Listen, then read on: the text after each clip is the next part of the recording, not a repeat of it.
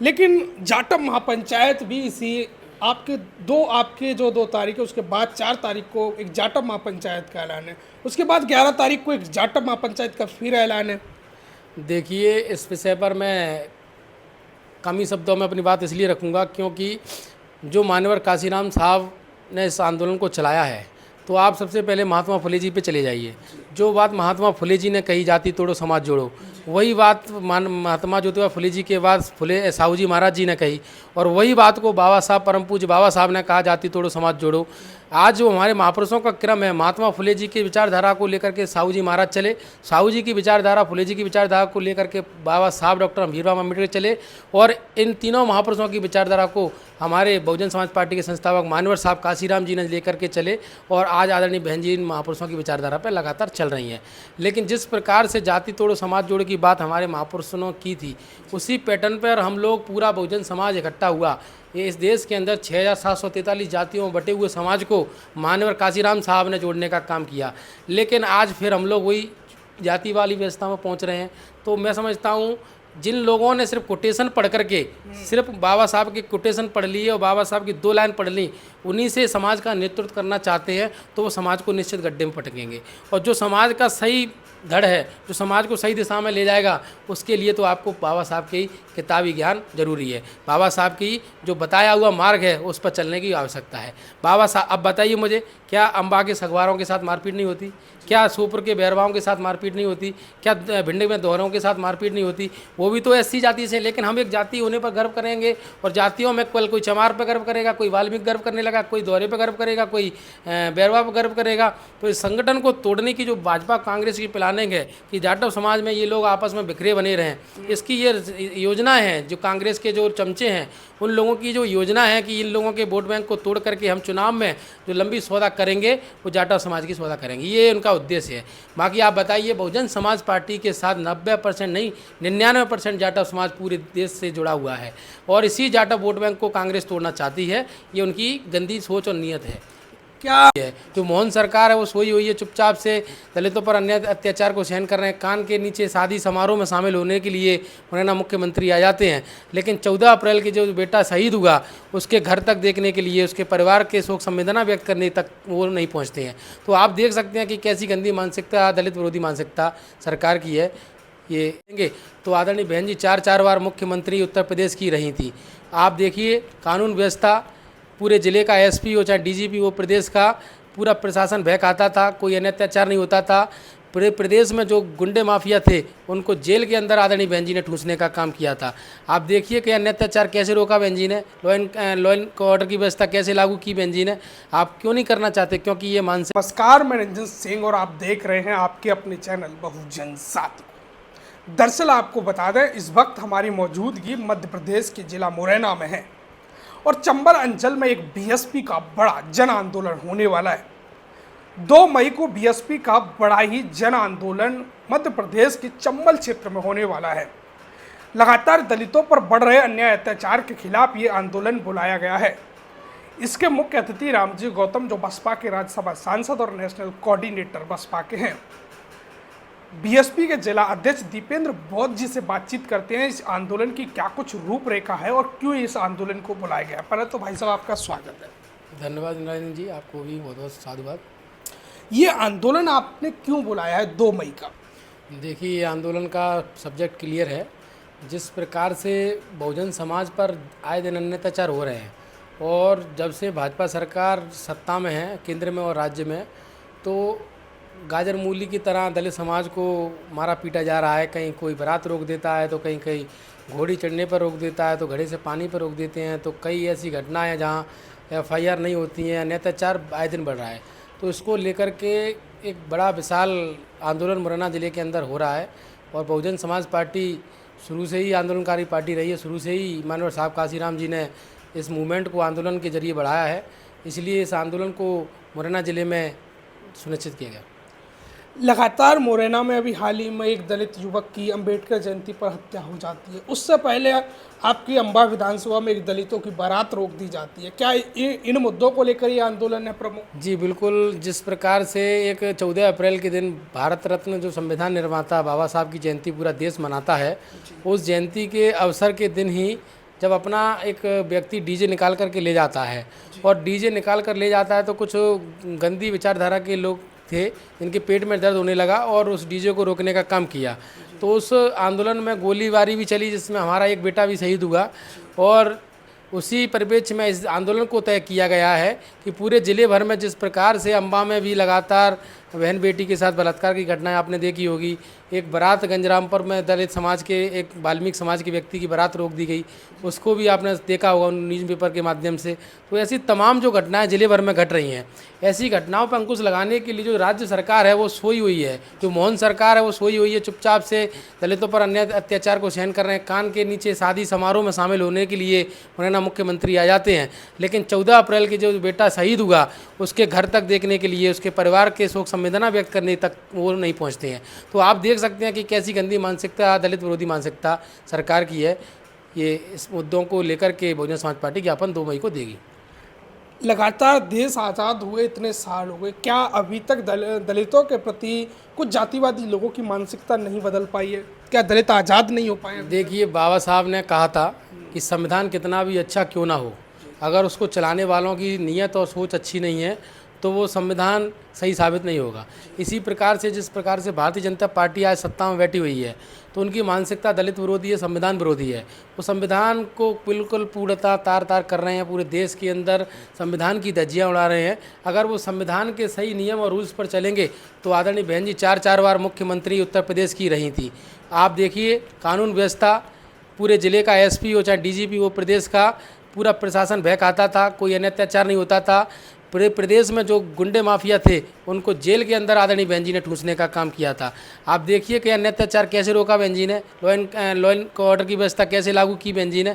आप क्यों नहीं करना चाहते? क्योंकि ये मानसिकता उनकी जो है वो गरीबों के प्रति, जो दलितों के प्रति, जो निम्न स्तर के लोग हैं उनको दबाने की जो साजिश है वो भारतीय जनता पार्टी की साजिश है। आप मुरैना ज़िले में और चंबल क्षेत्र में एक जन आंदोलन कर रहे हैं, लेकिन जाटव महापंचायत भी इसी आपके 2 तारीख है, उसके बाद 4 तारीख को एक जाटव महापंचायत का ऐलान है, उसके बाद 11 तारीख को एक जाटव महापंचायत का फिर ऐलान है।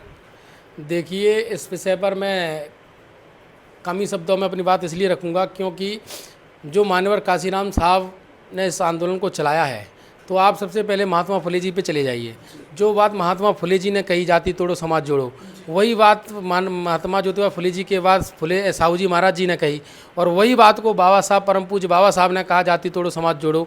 आज जो हमारे महापुरुषों का क्रम है, महात्मा फुले जी की विचारधारा को लेकर के साहू जी महाराज चले, साहू जी की विचारधारा, फुले जी की विचारधारा को लेकर के बाबा साहब डॉक्टर भीमराव अम्बेडकर चले, और इन तीनों महापुरुषों की विचारधारा को हमारे बहुजन समाज पार्टी के संस्थापक मान्यवर साहब काशीराम जी ने लेकर के चले, और आज आदरणीय बहन जी इन महापुरुषों की विचारधारा पर लगातार चल रही हैं। लेकिन जिस प्रकार से जाति तोड़ो समाज जोड़ो की बात हमारे महापुरुषों ने की थी, उसी पैटर्न पर हम लोग पूरा बहुजन समाज इकट्ठा हुआ। ये इस देश के अंदर 6743 जातियों में बटे हुए समाज को मान्यवर काशीराम साहब ने जोड़ने का काम किया, लेकिन आज फिर हम लोग वही जाति वाली व्यवस्था में पहुंच रहे हैं। तो मैं समझता हूं जिन लोगों ने सिर्फ कोटेशन पढ़ करके, सिर्फ बाबा साहब की कोटेशन पढ़ ली है और बाबा साहब की 2 लाइन पढ़ ली, उन्हीं से समाज का नेतृत्व करना चाहते हैं, तो वो समाज को निश्चित गड्ढे में पटकेंगे। और जो समाज का सही धड़ है, जो समाज को सही दिशा में ले जाएगा, उसके लिए तो आपको बाबा साहब की किताबी ज्ञान जरूरी है। बाबा साहब की जो बताया हुआ मार्ग है उस पर चलने की आवश्यकता है। बाबा साहब, अब बताइए मुझे, क्या अम्बा के सगवारों के साथ मारपीट नहीं होती?